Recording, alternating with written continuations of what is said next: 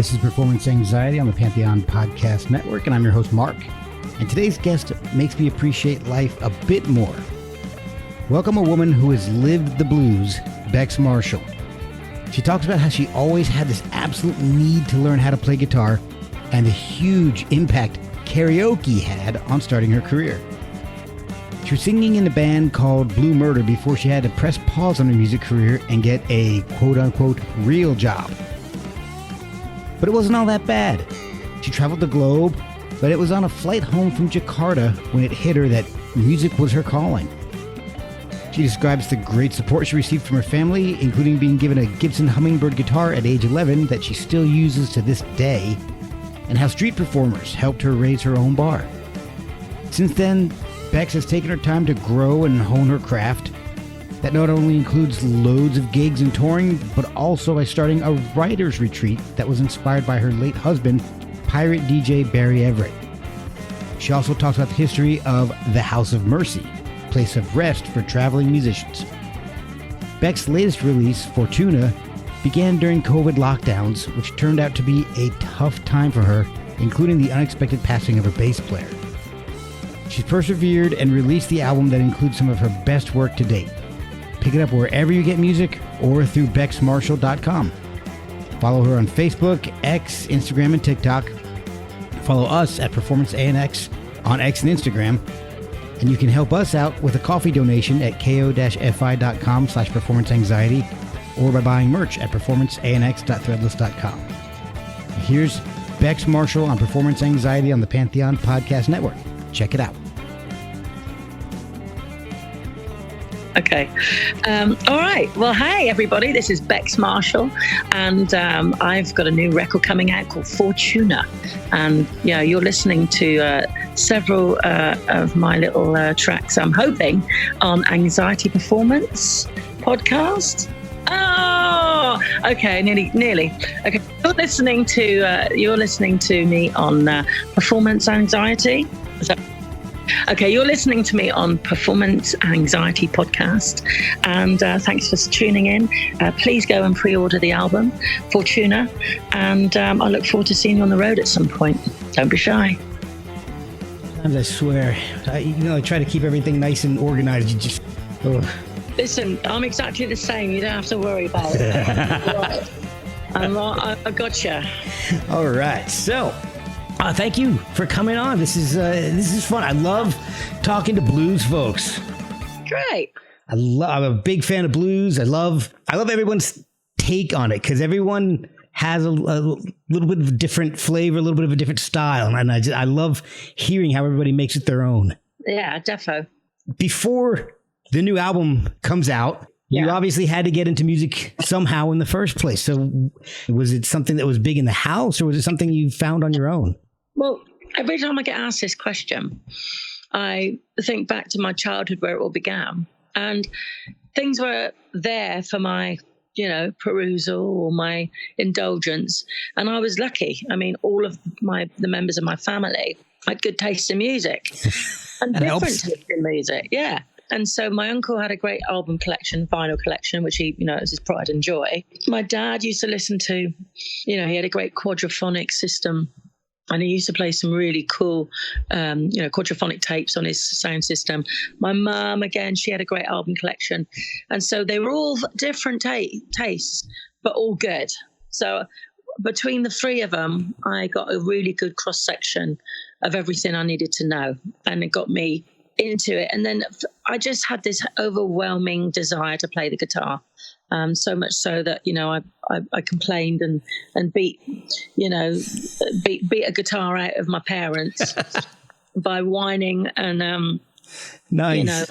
And bugging them for months on end. And then I eventually got it. So it's always been sort of in my deepest desire to play, and still is. I mean, the other day, only like yesterday, and we were up on a beautiful place up in Phoenix, Arizona, in the mountains. And my friend picked up a guitar in the morning and started playing some beautiful instrumental called Cavatina. And I learnt this song when I was, maybe sort of 12, 13 years old. And then I was going, oh yeah, and we were discussing it, and then he was saying, well, there's, and I said, yeah, I remember I learned like the 9-minute version of this, sort of so many years ago, and he was like, and then we started looking for this version, and I couldn't find it, but we found some other great versions, and the same feeling was like, I got to learn that version. It's just like, that's the same feeling I had when I was 8 years old. It's like, I got to learn that. It's like, it's always been that sort of real penetrating desire to, and it gets me so excited about, oh yeah, I've got to learn that. I've got to learn it. I can see it in your eyes. Yeah, so I've always, that's always been with me, and it'll never end. It's brilliant. You never stop learning. Was guitar the first instrument you played, or was it the first instrument you wanted to play? Yeah. I've had a go at learning it. I always wanted to play the piano as well, but of course we never had one, and it was just like too far out of my sort of reach to actually get I had the guitar, and I was happy with that. And I've dabbled in other sort of instruments. I play a bit of harmonica and stuff, and I actually have a grand piano in my house now. Oh wow! Yeah, and I actually persevered, and I learned Nina Simone's "My Baby Just Cares for Me," which isn't easy. I practiced every day for 3 or 4 months, and I learned it off. And then I haven't practiced it since, so I wouldn't know where to start with it now. But I did actually manage to play it at some point. So it's all about timing and practice, and it with everything. Was it always the blues that drew you in, or was it pop music to start with, and then you eventually found the blues? Eventually, yeah. I mean, I explored, I think, every genre of music before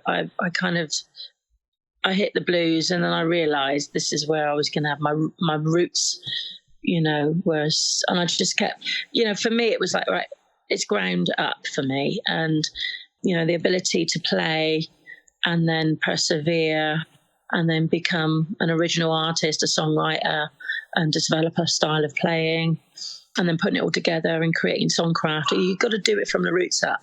Oh, yeah. And you only get better with practice, and you feed it. You've got to feed the elements of performance, and that's what I've been doing all my life. And I'm proud of that. I'm proud of it, that I have a talent now that I can go and take anywhere in the world and give that performance to people. I've got these great set of Ray-Ban sunglasses. Yeah. They got the cameras in, the little cameras. Oh, cool. Yeah. And I come off stage now, and people come up and they express their, happiness of, seeing the show, or whatever. And those are the real reactions that I want. Yeah. That I want to see and, and share. And I've been sharing them. And it's so lovely to see people's honest opinions and reactions, and they're excited, and I want to give people that. And if I can do that, that's my road, that's my thing. That's why I'm here. Were you singing from the beginning, or is that something that you started to do afterwards?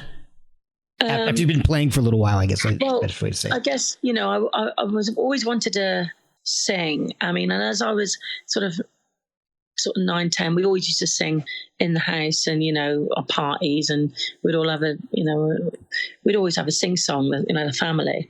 And then I think I was probably 12, 13 when karaoke sort of made a big thing.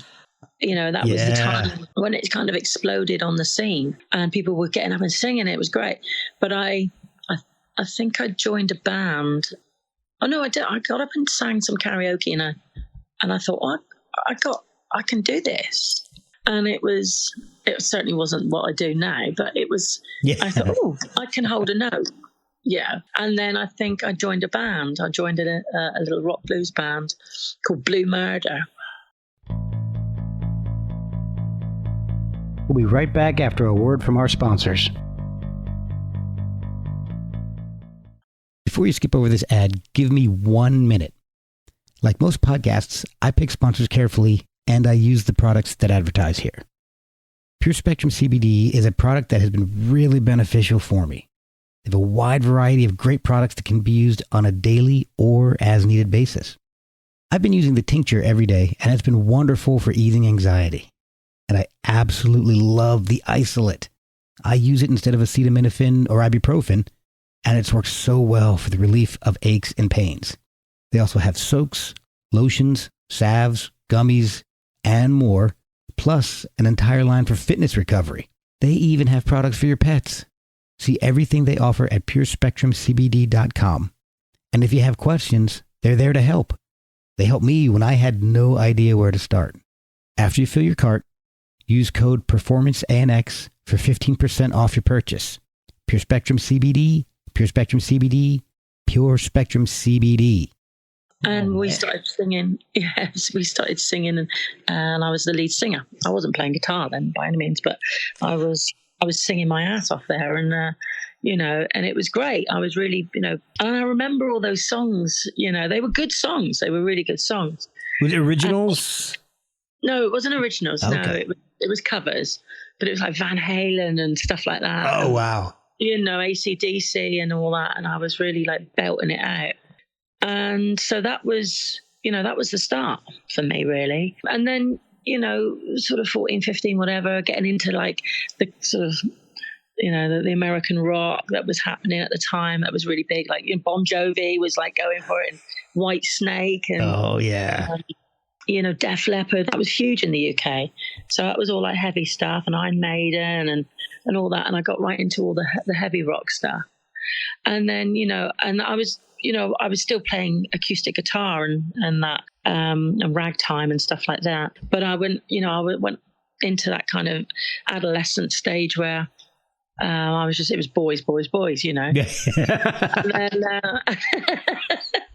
and then I think, when I got a job in a casino, my mum was like, right, you got to get a job now, la, la, la. Oh, got to make a living. Oh, yeah, I thought, damn, what am I going to do? And then, because I don't think you just, as a creative, you think, what options? Back then, there weren't very many options to be creative in any, in most things. It was business studies and all that sort of thing. I was like, oh, God. And then eventually, I got into the casino, and then that gave me the opportunity to travel. And so then I was gone, I was gone on the cruise ships and oh, traveled. Wow. Yeah, and just travel, and then off to Australia and hitchhiking and seeing the entertainers on the street. Street entertainers were so good. I was like, wow, I've got to raise my game. And, all that kind of, sort of running around and barefoot living, and realizing that flight home from Jakarta after months and months of sort of, hitchhiking in Australia and having all that crazy stuff going on. And as I flew home, I realized, it dawned on me, music, this is where it starts for me. Wow. And then it's been a long road, but it's been a great, enjoyable. I've smelt the coffee every corner I could, you know what I mean? And or is it smell the roses? Oh, I've smelled loads of stuff anyway. Anyway, and it's been really good fun, and I've met so many great people, and the road continues, and I love it. It's like I never stop learning, and playtime is creating and songwriting, and channeling all the wonderful inspirations that you find through a lifetime. So when someone says, what's your inspiration, there are so many. It just kind of depends what mood I'm in when I'm writing that song, Yeah, I mean, it sounds like you have a lot of different varied influences. I do. And I don't want to have to channel it down to sort of 2 or 3. Right. Because I really love so much music and so many different styles. But I always start with the roots. I always start like, I've learned to come back to where I feel most, true to myself, which is definitely blues. Whether that veers off slightly to Americana or goes off to even sort of jazzy blues or just goes on the rock road, I can deliver it. That's the main thing. And I like to deliver it. And, depends what sort of mood I'm in, How long of a gap was there from that trip from Jakarta to the first album, Bootlace?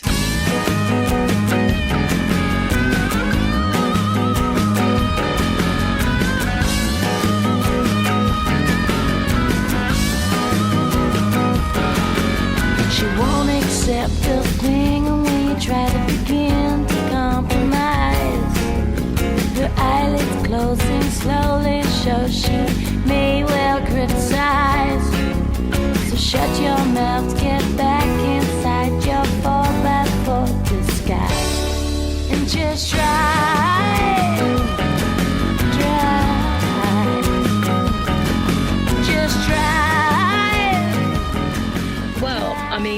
That was my sort of, all my best songs were on that record. I'd moved to London. I'd got a job in the casino to get some money to fund my music career. I got a manager at the time, these sort of too schmucky kind of sort of managers.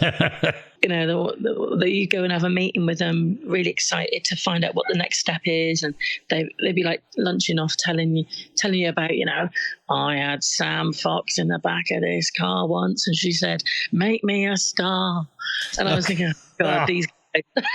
Jeez. But bless her. But that's the learning curve, and back then that's what happened, And I think, you got to go through your. I hadn't. I wasn't really performing live. I hadn't had a live gig, a proper live gig, but I'd written some songs, and then my mum was like, right, okay, and I needed help to finance it. And I was like, we've got to do this ourselves because, you can't sign it all away and this, that, the other. And right. So my mum helped me make my first record, and it's still a great record, and I'm going to press it onto vinyl at some point in the near future. But I think, it's it's so many elements you got to nail, because I'm super independent, and even though these days it's completely different when you release a record. And then so many people, they can do it in their bedroom and release it the day after kind of thing. Whereas years ago, you needed a big budget to go into the recording studio with a big desk and all that. But I really like to make a record, to make a record and be really happy with it and spend time on the mix and, get it like it's a creation. And you got to listen to that for the rest of your life.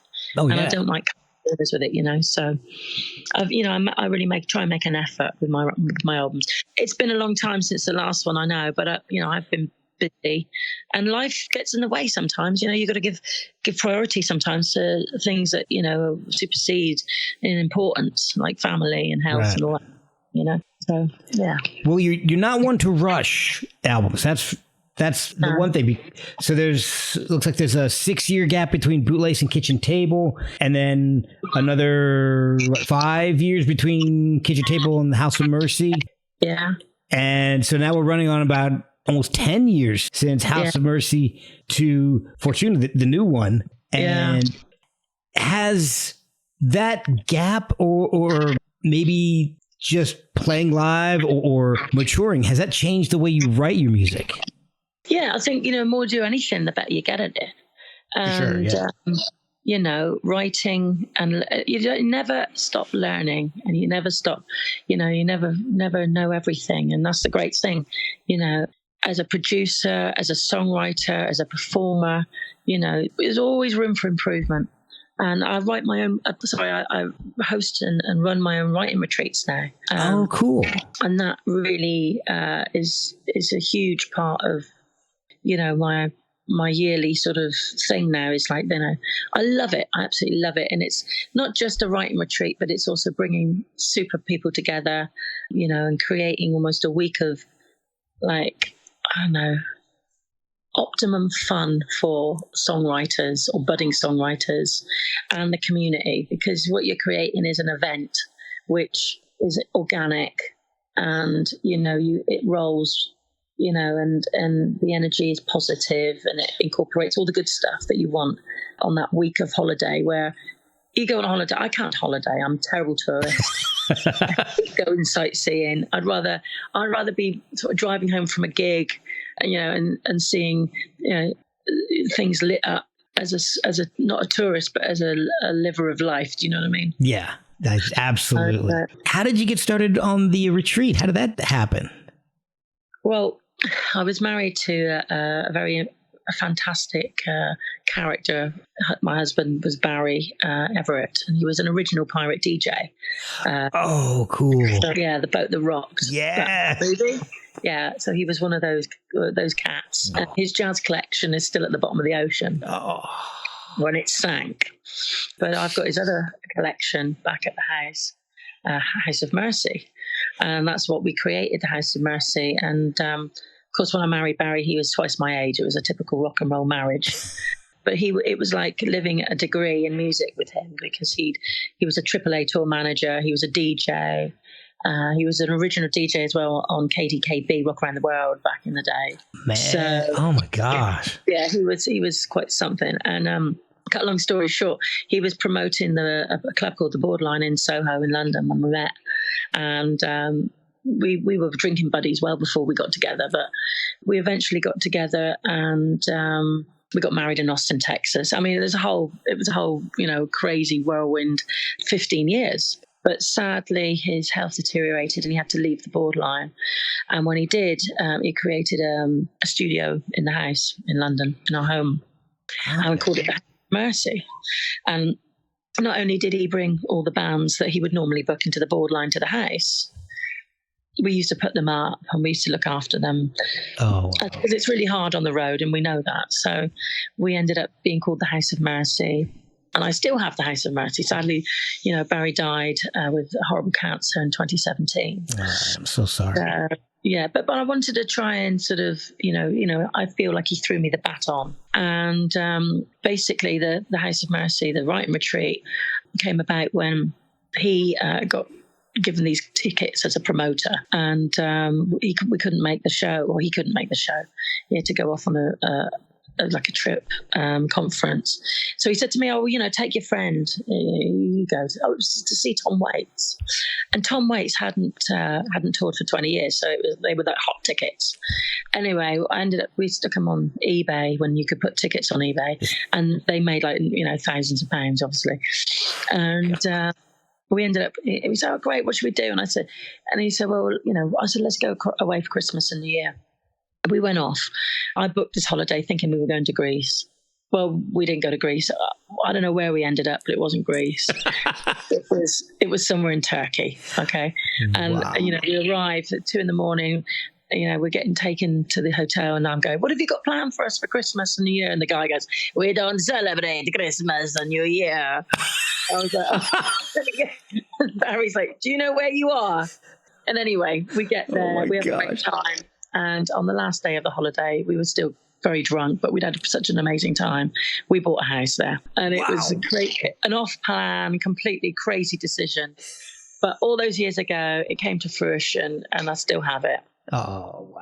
And I like to do my retreats there now to continue the work, because he's championed new music all the time, and always through his radio playing. He would always play new artists, and he'd always used to put the up and coming artists to support his big gigs, and which is what he did for me years ago.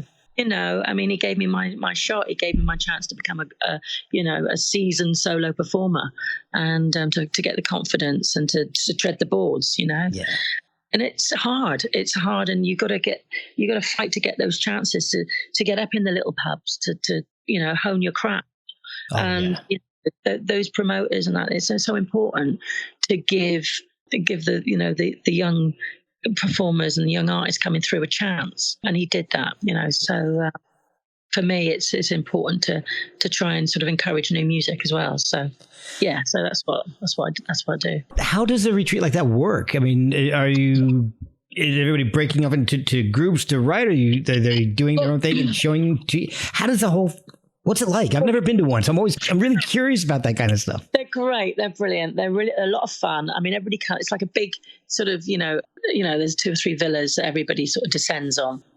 We have a guest songwriter, a songwriter of note. So somebody who's in the Rock and Roll Hall of Fame, or, we had Tony Moore from the Cutting Crew, and he did the original, the piano bit on the Cutting Crew. Oh, wow. And he was also a member of Iron Maiden, early member of Iron Maiden. So he was our last guy. he was amazing as well. That's incredible. Yeah, and we've got Greg Douglas from the Steve Miller Band coming in October as well. So these are all people I've met on the road over the years, and I feel that they've got rock and roll stories. They're great songwriters. They've got a good attitude, and people want to hang out for a week with them.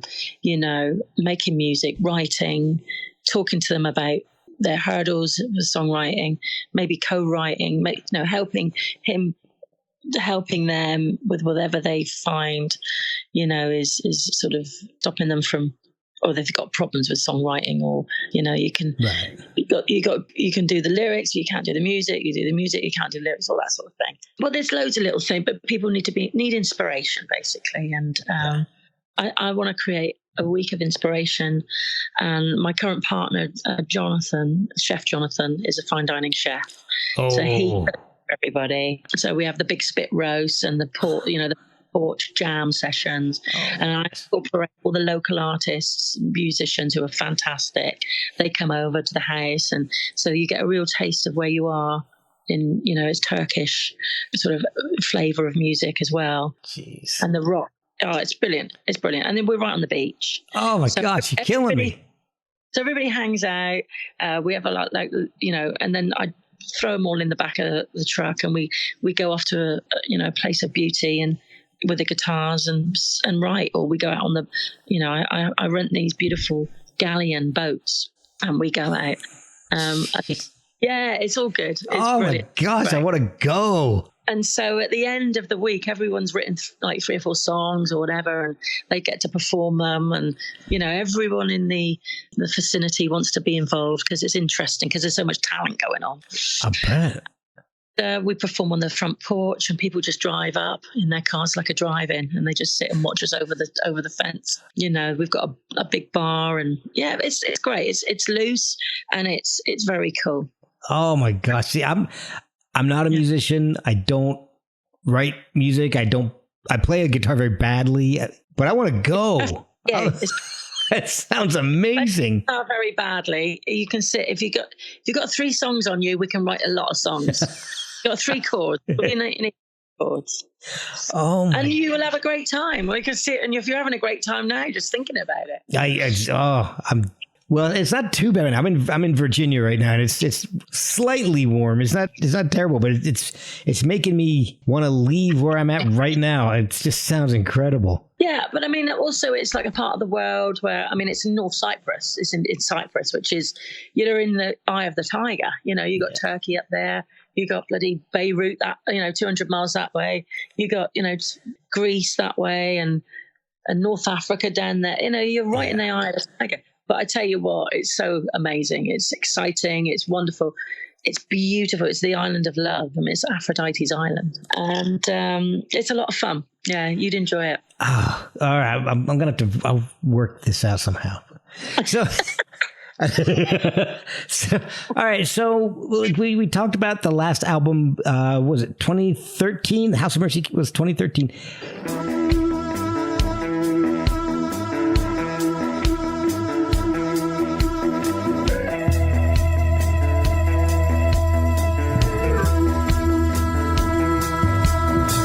Service begin, bread and wine drinking. There's a love divine. Come on in, the water's fine.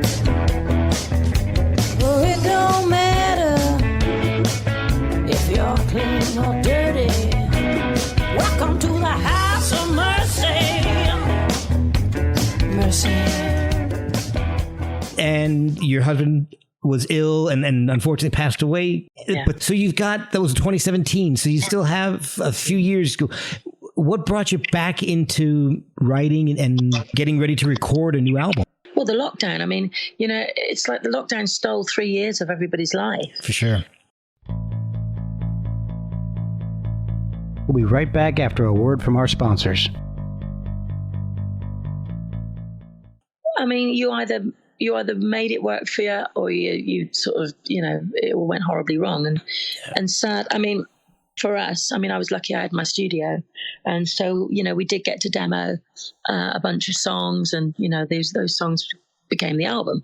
And I was with Red. He was living with us at the time because he'd been stuck in the UK when lockdown happened. He was my bass player. And we were just about to hit New Zealand for a 3-week tour. It happened. That was, it sort of cut us off. And we were, at the house. But then about 4 months later, Red had a heart attack and died in my house. Oh, my God. So it was like that for us as well. Wow. Because we had our own little world. We weren't leaving the house. We were doing what we were supposed to do. But we were kind of happy in the house because we had the studio. And Jonathan built a bar, bistro. So we actually would go and get dressed up and go to the bar, which is like the garden. So you guys actually had stuff to do. Yeah, exactly. So we, the little bar in the garden was like going out. So we weren't so, stir crazy. Right. And then we did like this online thing called Love in Lockdown, where between myself, Jonathan, and Red, we created this little show 1 hour a week, which would keep us occupied and keep us in production through the week. Right, yeah. And Jonathan would work out a meal that he was going to cook live. I would work out 6 songs that me and Red were going to sing and play. He was a phenomenal bass player as well, by the way, like Jagger. Oh, wow. Yeah, he was something else. And then I would have a 20-minute segment of character at the cocktail bar, which is our little bar that we made called the Dodgy Fox. And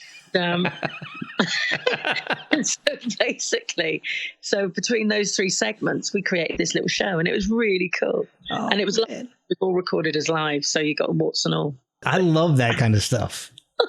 Yeah, it was really good fun. And so, we were kind of enjoying ourselves to a degree, and it was early days, and then of course Red just, went to bed one night, and he had a smile on his face, and I was like, "You all right, mate?" And he was like, yeah, I've just eaten a bit too much, I was like, okay. And then, and that was the last time I saw him walking upstairs. Oh, wow. So, yeah, and that was horrible because it was like kind of this sort of like spooky sort of, sort of sinister hand came through and sort of peeled him out.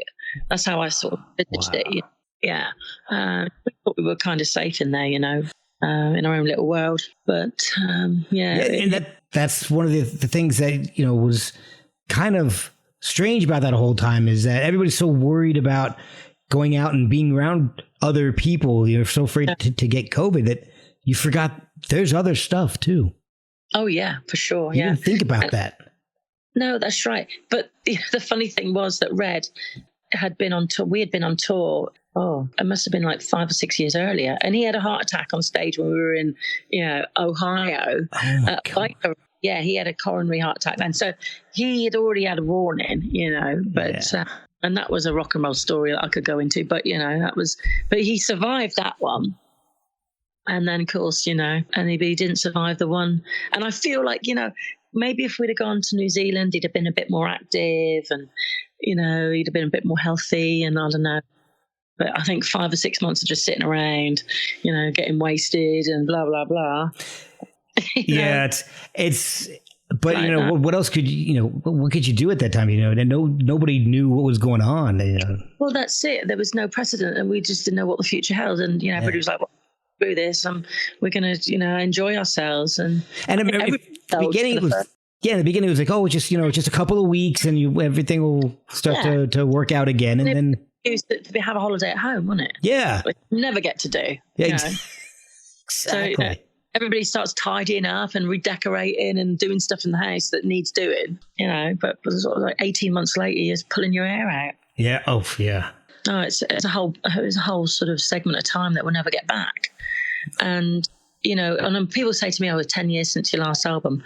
Well, I'd say more like 6, 7, because that lockdown was actually, I'd started to create the album in that time. So, and it was a long production process.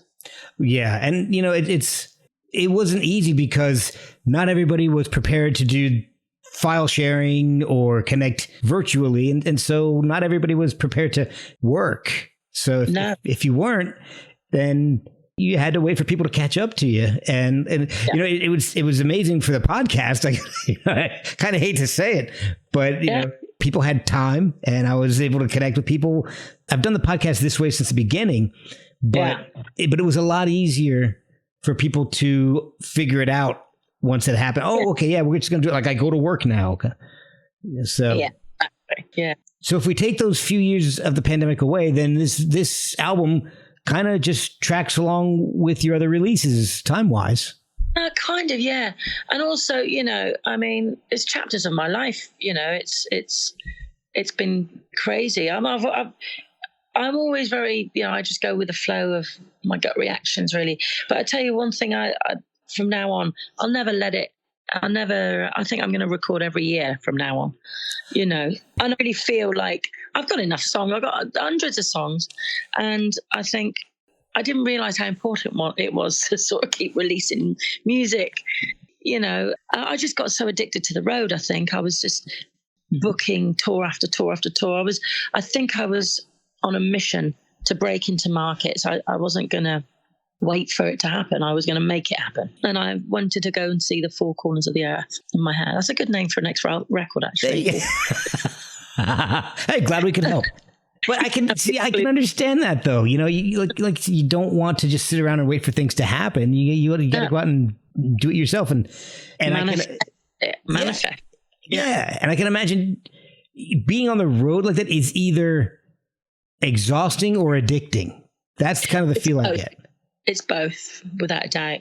I mean, stories pop up in my head now and again, and I just have wonderful memories of this and that. But also I remember times where I've dropped off, the guys at the airport. I've dropped the hire car off. I've no responsibilities left of this tour. I'm sat waiting for my flight somewhere, and it takes like a month to get over. Oh.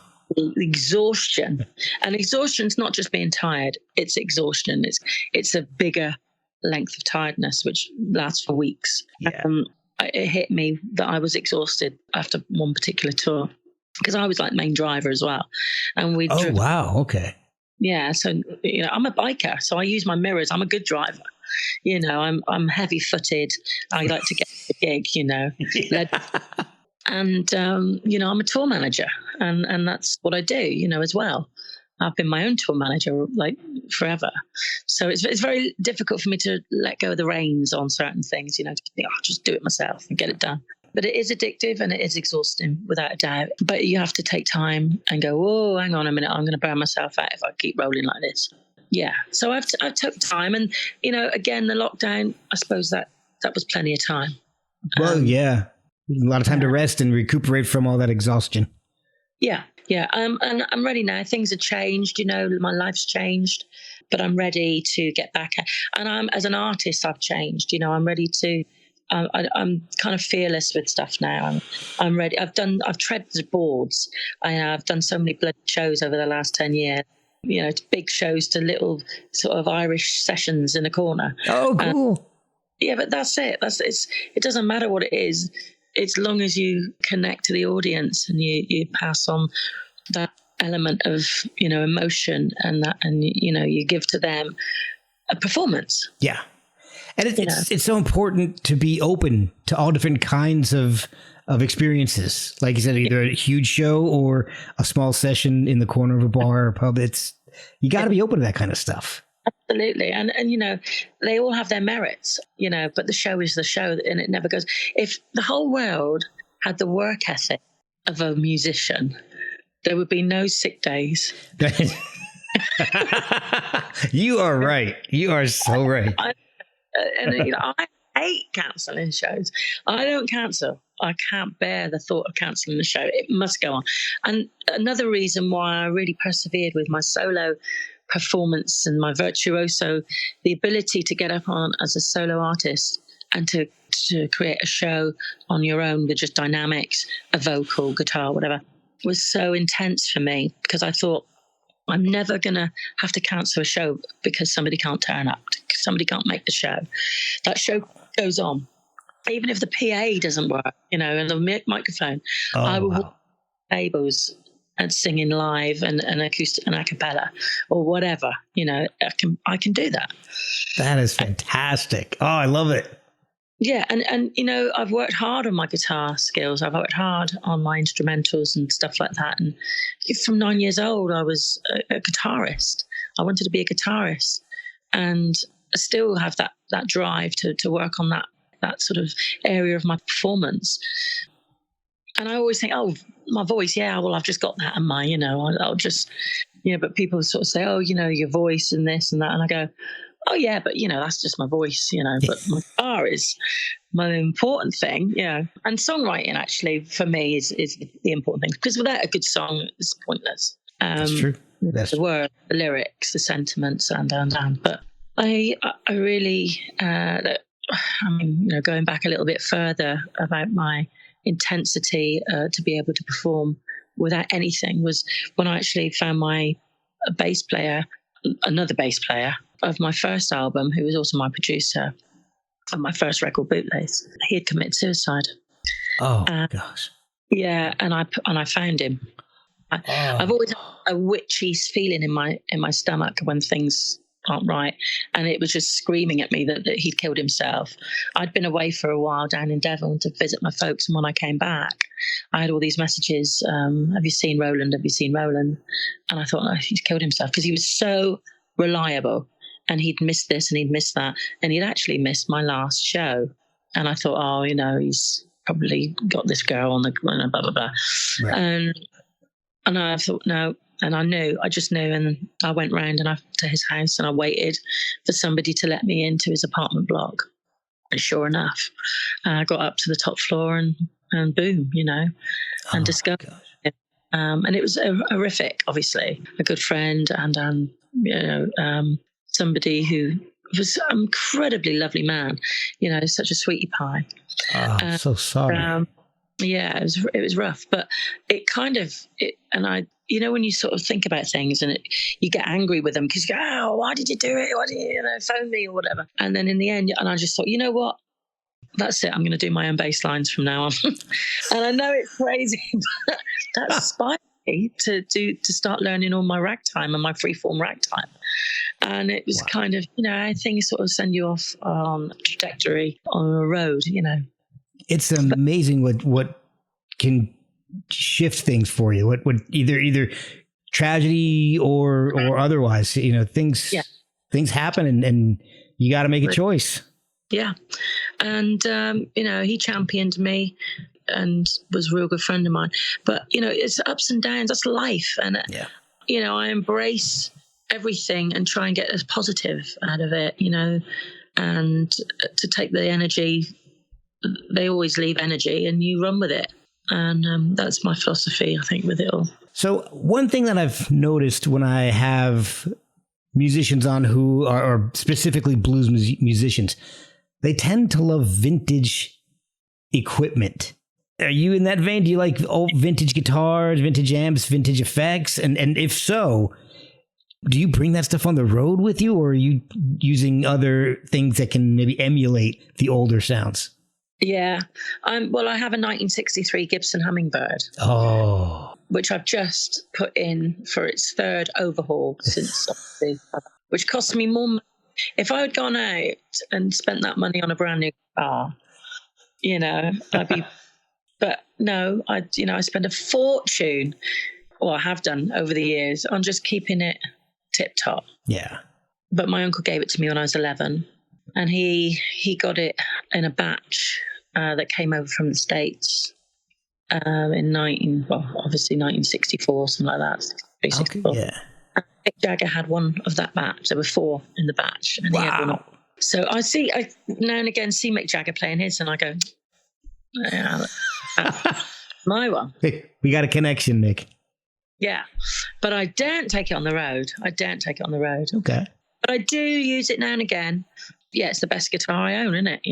And I just had it valued. I was like, geez, I mean, woo. And I around my bedroom when I was 15, 16 going, why do I always get the old rubbish? Right.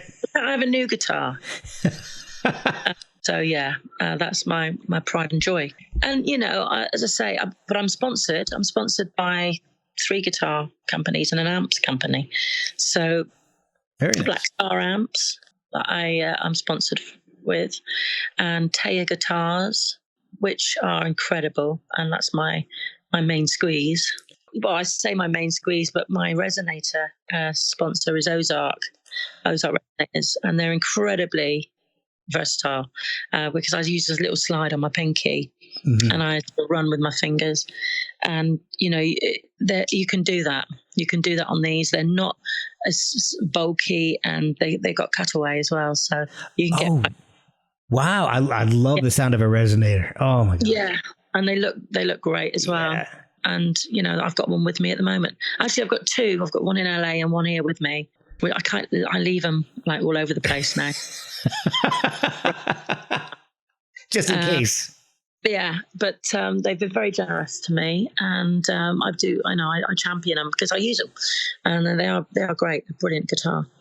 So, you know, guitars, blimey. I've got a beautiful Les Paul, very limited edition with the maple neck, the white neck instead of the black. Ooh. That was a gift from a good friend of mine down in Brazil who was a guitar collector.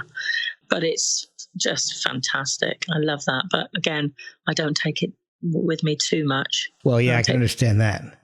Yeah. But, you know, I'm going to... The thing is, it's like... There's so much great stuff out there that, you know, you want to grab hold of. Oh, yeah. And, you know, I just feel... I am true to... I love playing my ragtime and slide and all that kind of really nice sort of bluesy sort of stuff. I like to take that flavour into everything I do. But I do like to let rip on. And the Taya is an animal. It's like wielding Excalibur.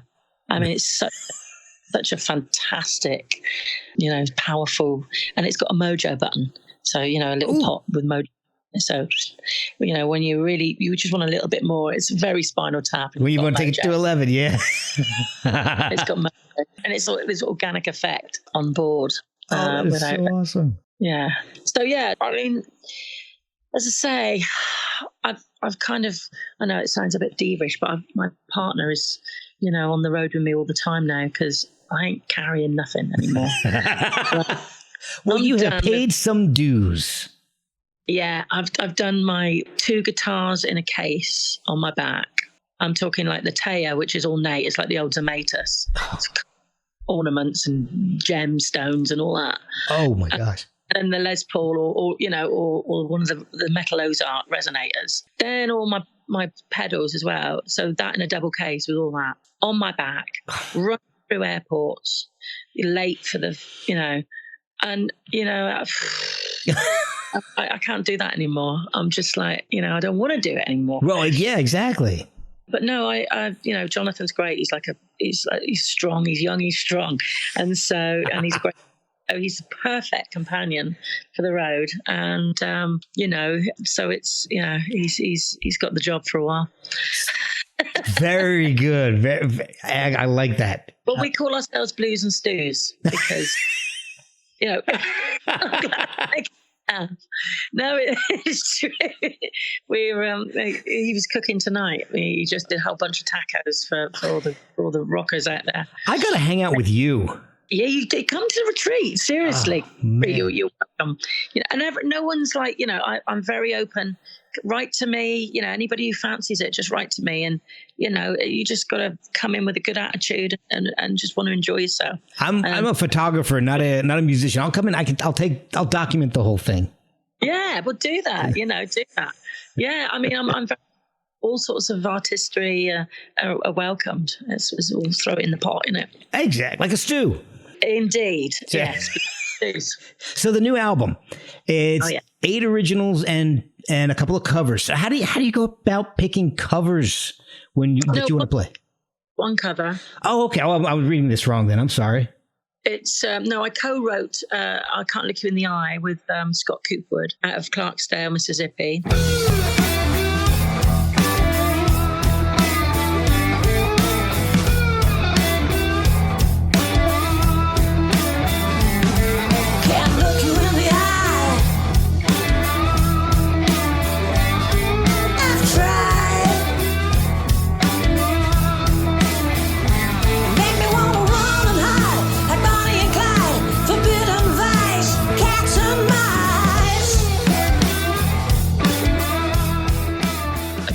Home of the Blues, Crossroads, all that sort of thing. Oh, yeah. And I was introduced to him by Vicky, a good friend of mine, whose father was Scotty Moore. Wow. Yeah. I'm dropping name drop, clang, clang. I'll pick that up for you. You know, you gotta just follow you gotta follow your. I don't know how it happens, but I get drawn to these people, and it's brilliant. You know, I turned up at her place on one tour, and she was like, "Well, what do you want to do?" And I was like, "Well, let's go down to Clarksdale." She was like, "All right then." So you know, we borrow the car, we get down there, and we get to Clarksdale, we get to the Shack Up Inn, which is the place to stay. You know that place? Yep. Oh yeah. It's all these fabulous shacks made of corrugated iron and with rocking chairs and a assortment of guitars at the desk that you can pick up and go and play on your porch. Man. And, she was like, "Well, the mayor's going to be here in a minute," and I was like, "Hey?" She was, "Oh yeah, he knew my daddy." You know, I was like, "Oh great." I turned up like, "Hey, Vicky," and then Scott turned up. Scott's actually in charge of all the tourism down there. So you know, he kind of wow. Big crowds of Japanese when they turn up. Oh yeah, jog joint. And he kind of organises it so it all kind of works nicely, you know. Yeah. Oh, that's awesome. And we co-wrote this song together and recorded it in his studio down there, and you know, it was fantastic. But he's a great player as well. So he did the guitars, like the electric guitars in the middle, and I did the slide throughout most of it. Oh, okay. The lyrics and stuff. So, you know, that's a whole sort of thing that we're probably going to do much more of when I get back down there. But yeah, I mean, as I say, that, you know, the Americas for me it's just like incredible playground of music.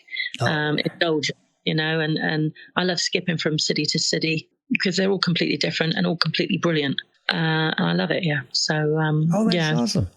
And I plan to do much more recording as well. Yeah. Yeah, I hope so, because the new album is awesome. I mean, the first single, 5 a.m., I love that. That was so good. Thanks.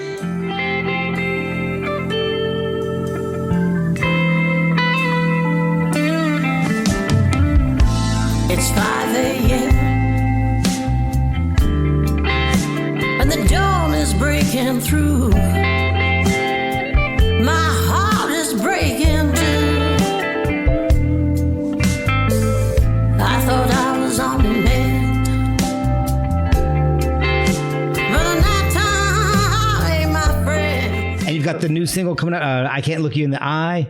Yeah, that's out now, yeah. And one of the things that I was looking at is the final song, When It's Gone. Not only it's just a beautiful song, but a former podcast guest and guy that I love to death, BJ Cole, plays on that. Always be the sparkle in your champagne, 'cause when it's gone,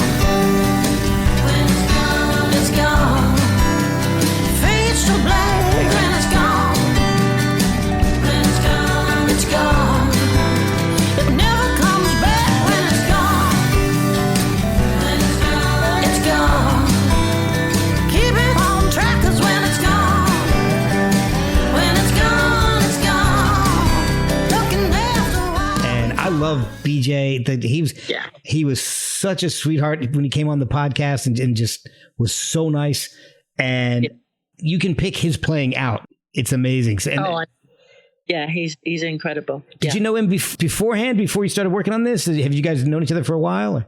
Yeah, he actually plays on my last album, House of as well. He's laced all the way through that as well on certain songs. Yeah, so no, me and BJ go back. Well, he was a very good friend of Barry's, my late husband. So, you know, he used to come round quite a lot to the house. Yeah, a real gent and a true legend. The guy, it's to me, it's kind of funny when you can hear, or you can pick out the player in the instrument. And for an instrument that, to me, I don't know a whole lot of pedal steel guitar players or dobro players, but I can definitely pick him out when he's playing. And it's just, it's incredible. Yeah. What is the best way for people to pick up the album, to order it and follow you on social media and see when you're playing live and how you're touring? Because I'm assuming, I know you said you're going to write and record. You want to, well, not necessarily write, because you say you're always writing, but record more. I'm assuming you're still going to stay on the road quite a bit. I am, but I'm definitely factoring it in. I mean, the writing retreats are one thing, but obviously I think the recording has to be. I'm going to do one project a year from now on, whether it be a live recording on the road or co-writes or, there's so many things that I want to do now. I kind of feel like I've ran around the world twice, and now I can sort of sit back and go, right, I can be a bit more choosy. Right. And, as I go, I'll just kind of go with my gut instincts, But my website is bexmarshall.com. Facebook and Instagram are pretty obvious. Bex Marshall Blues is my tag. Twitter and TikTok and all that sort of malarkey is all. But no, I'm out there. You just Bex like sex with a B. Marshall like the amps. A perfect blues name. There's no reason why you should forget me. No, not at all. Especially not after you hear your music. Thank you. But that is a fantastic blues name. Now that you said it that way, I'm never going to forget it like that. Yeah. Well, it's all about just creating. I'm a creator. I'm creative, and I love. It's playtime. It's always playtime for me. I wake up in the morning and I think you've got to keep your eye on the ball. And as I say, I think probably I've spread myself too thin over trying to do so much. All the sort of, you've got to kind of do a bit of everything as an independent artist these days. And it's hard, and when you're a dreamer like me, a creator, you're always going off on tangents, and you never really get the important things done sometimes. Like email list, I still haven't started an email list since the day I started. I mean, it's admin. That's not my bag. Well, now people just have to follow you on social media. Yeah, you don't have to worry about email lists anymore. No, no, exactly. But no, I'm an open book really on it. But yeah, if you can follow me on, I suppose Instagram's the safest one. See, my Facebook got deleted for no reason whatsoever, so that was a whole drawback. What? 18 months ago, I had thousands of people sort of follow me, and then boom, gone. Oh my God! Some ridiculous, sort of reason, which is just not even worth going into. Did you ever get it back, or is it still down? No, well, no, you download it in little boxes, and like you're ever going to go into them boxes again. And it's just it's horrible. It's a destructive sort of thing. But hey, I mean, I always think, Barry always said, your music music finds its place. You can't do nothing about it. You just got to let it go. I agree with that. And so I believe in and just letting it go and following the energy, and that's what it all. It's kind of what the blues is about, anyway. Well, I mean, you crying in your beer, and I mean, it's one of them things, isn't it? You either get it or you don't. Exactly. I've loved the album. I think I love your voice. I love your playing. It's just. It's unique, but it's so bluesy. It's the rare, unique blues sound. It's hard to do. You to say that. I really appreciate that. Well, I let it out there, and I think, oh, is it this or is it that? And I think, I can't be worried about, sticking it in a box and doing things what I'm expected to do. Maybe, I don't know. I just really wanted to feel. Every song is important in its own right. I didn't want to do this on it just because. I wanted to feel the song and then just embellish the song. And, you saying about the last song on the album, when it's gone, it's gone. It's a poignant song. And I really, really, want a big supermarket chain to pick it up for their sales day. I know you thought I was going to go into something soppy then. I did. Oh, you got me. Oh, I was just waiting for that, and then you said that. I'm just like, oh, you got me. No, I mean, I've really enjoyed every single song, and in every single song, I wanted the song to come first. The lyrics had to be, like, for me, they got to make me feel something. I wanted my vocal to deliver it. I wanted my guitar playing to be relevant. And I wanted to step forward as a lead guitarist on this album and make a guitarist album. But I wanted to keep the standard, the songs good, and deliver it as a Bex Marshall album. Well, job well done. So thank you. I thank you so much for spending your evening with me. You take it easy. Thanks, Great, Mark. great to meet you. You too.